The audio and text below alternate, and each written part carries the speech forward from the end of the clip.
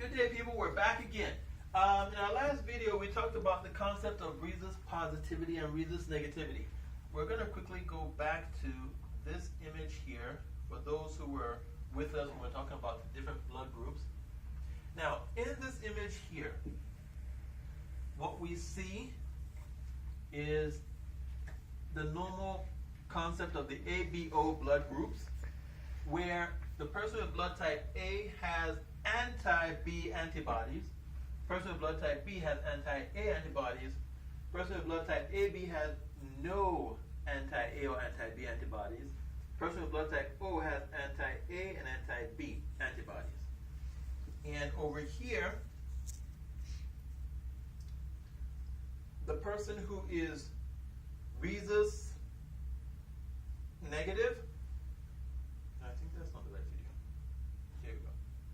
Over here. The person who is rhesus negative has anti-positive antibodies. Now let's say I was able to somehow take the antibodies and put them in a jar, just the antibodies, and put them in a jar. So I have anti-A, anti-B, and I have anti-positive antibodies in a jar, or test tube, whatever it is. Now, let's say I have me some patients here.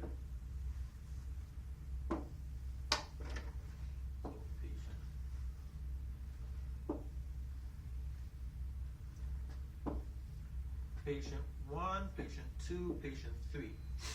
I don't know their blood groups, but I know what I have inside my bottles here, these antibodies. I know what they are. I can use these antibodies and their reaction to the various samples of blood from each of these people to determine their blood groups. This is supposed to represent a drop of the blood from the patients. So now, before we go further, in terms of determining a person's blood group, what happens is we know the antibodies that we've acquired and put in a bottle. And we can use the antibodies' behavior to the samples of red blood cells to determine their blood groups. So, before we go ahead and experiment, when the antibodies react with the red blood cells, if they have the antigen on them, the antibodies will cause a reaction that's called agglutination, or clumping together. Okay? So let's just say, for the sake of understanding the principle, if I were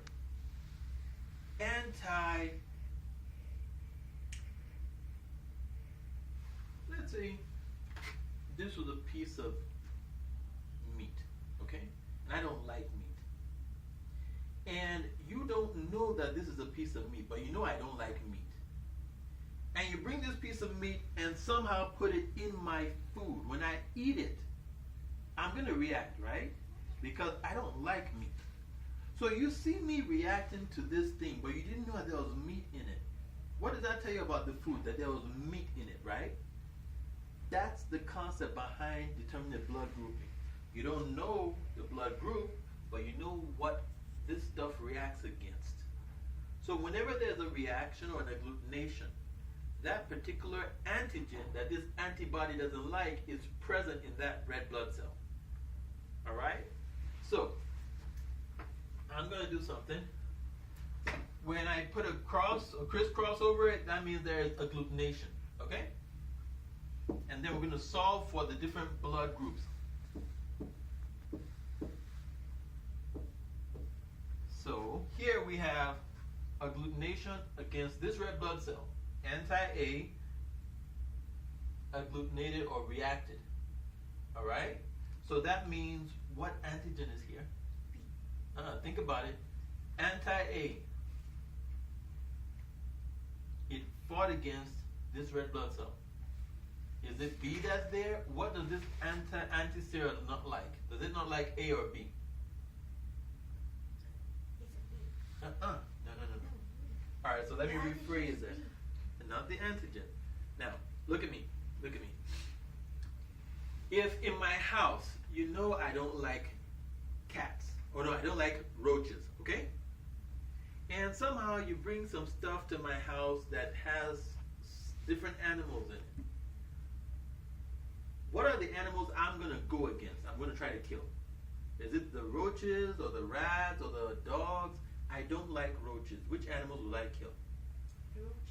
Good. So, they sprinkled some of me here. I don't like A. You sprinkle me on this red blood cell. If there's A in this bag of red blood cells, I will fight against it. Does that make sense? So, you put anti-A on this red blood cell, there was a fighting or an agglutination.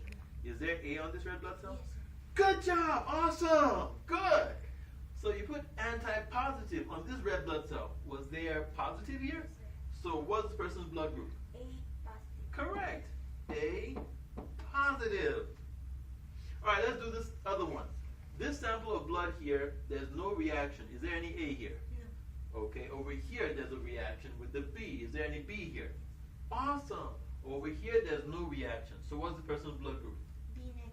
Super awesome. Yeah.